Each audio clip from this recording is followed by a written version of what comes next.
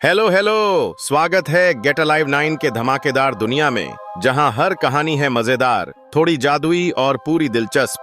तो बांधिए अपनी कल्पना की बेल्ट और चलिए उड़ जाते हैं आज की कहानी के साथ।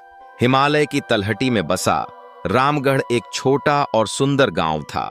यह गांव अपनी सेब की खेती के लिए मशहूर था, लेकिन इसकी सबसे बड़ी समस्या यह थी कि यह मुख्य शहर से एक तूफानी नदी काली धारा द्वारा अलग थलग था। शहर तक पहुंचने का एकमात्र जरिया लकड़ी का एक पुराना झूला पुल था। गांव के लोग अपनी उपज बेचने, बच्चों को स्कूल भेजने और बीमारों को अस्पताल ले जाने के लिए पूरी तरह से इसी पुल पर निर्भर थे। एक रात मॉनसून ने अपना विकराल रूप दिखाया। मूसलाधार बारिश और बादलों की गर्जना से पूरा आसमान कांप उठा। सुबह होते होते नदी का जलस्तर इतना बढ़ गया कि उसने पुराने पुल को तिनके की तरह बहा दिया। जब गांव वाले सुबह नदी किनारे पहुंचे तो उनके पैरों तले जमीन खिसक गई। संपर्क पूरी तरह टूट चुका था। गांव के सरपंच दीनानाथ जी ने सिर पकड़ लिया और निराश होकर कहा, अब हम क्या करेंगे? सरकार तक खबर पहुंचाने में ही हफ्तों लग जाएंगे और नया पुल बनने में तो शायद साल भर। हमारी फसल सड़ जाएगी और हमारे बच्चे बीमार पड़ेंगे। पूरे गांव में शोक और निराशा की लहर दौड़ गई। लोग अपनी किस्मत को कोसते हुए वापस अपने घरों की ओर लौटने लगे। उन्हें लगा कि अब उनके पास इंतजार करने के अलावा कोई चारा नहीं है। प्रकृति के कहर के आगे इंसान की बेबसी साफ दिखाई दे रही थी। भीड़ में 15 साल का एक लड़का खड़ा था, जिसका नाम आर्यन था। आर्यन की मां बहुत बीमार थी और शहर से उनके लिए दवा लाना बहुत जरूरी था। वह जानता था कि वह सरकार या मदद का इंतजार नहीं कर सकता। जबकि बाकी लोग निराश होकर चले गए, आर्यन वहीं नदी किनारे खड़ा रहा।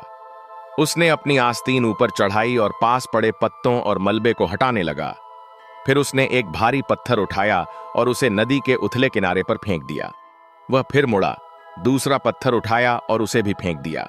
गांव के एक बुजुर्ग काका हरिया, जो वहीं बैठे बीड़ी पी रहे थे, यह देखकर जोर से हंसे। अरे पागल हो गया है क्या लड़के? यह काली धारा है, कोई छोटा मोटा नाला नहीं। तेरे इन पत्थरों से यह नदी नहीं भरने वाली। घर जा और आराम कर।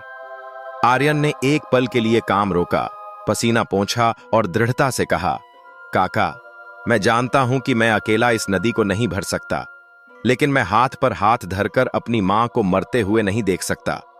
मैं तब तक प्रयास करूंगा जब तक मेरे शरीर में जान है। कम से कम मैं यह तो कह सकूंगा कि मैंने कोशिश की थी। आर्यन की यह बात और उसका पसीना पास ही खड़े गांव के पहलवान भीमा के दिल में चुभ गया। उसे शर्म महसूस हुई कि एक बच्चा संघर्ष कर रहा है और वह इतना ताकतवर होकर भी हार मान चुका है।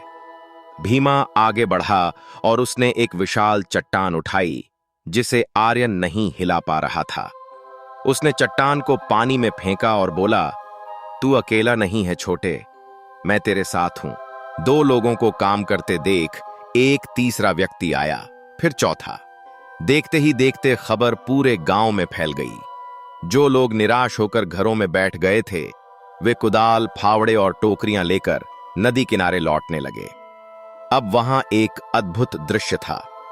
यह सिर्फ पत्थरों को फेंकने का काम नहीं रह गया था, बल्कि एक सुनियोजित सहयोग का उदाहरण बन गया था। गांव वालों ने खुद को समूहों में बांट लिया। नौजवानों ने पहाड़ों से भारी चट्टानें तोड़ने का जिम्मा उठाया।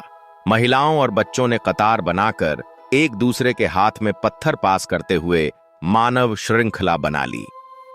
बुजुर्ग, जो शारीरिक श्रम नहीं कर सकते थे, उन्होंने अपने अनुभव का उपयोग किया। उन्होंने बताया कि पत्थरों को किस कोण पर रखा जाए ताकि पानी का तेज बहाव उन्हें बहा न ले जाए। दोपहर होते होते सूरज की तपिश बढ़ गई थी। सबके बदन पसीने से लथपथ थे, हाथों में छाले पड़ गए थे, लेकिन किसी के चेहरे पर थकान नहीं थी।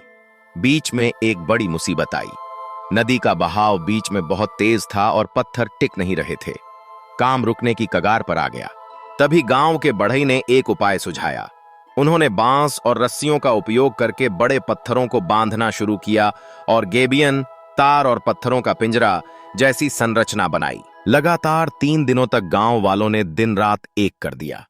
रात को मशालें जलाकर काम किया गया। तीसरे दिन की शाम होते होते नदी के ऊबड़ खाबड़ पत्थरों के बीच से एक कच्चा लेकिन मजबूत रास्ता तैयार हो गया था। यह कोई इंजीनियर द्वारा बनाया गया पुल नहीं था, बल्कि यह इच्छा शक्ति का पुल था। जब आर्यन अपनी मां के लिए दवा लेकर उस रास्ते से शहर की ओर दौड़ा और पहली बैलगाड़ी अनाज लेकर उस पार गई, तो पूरा गांव खुशी से झूम उठा। लोग एक दूसरे को गले लगा रहे थे और रो रहे थे। यह आंसू दुख के नहीं, बल्कि विजय के थे। सरपंच दीनानाथ जी ने सबको संबोधित करते हुए कहा, साथियों, आज हमने सिर्फ एक रास्ता नहीं बनाया है, बल्कि हमने खुद को पहचाना है।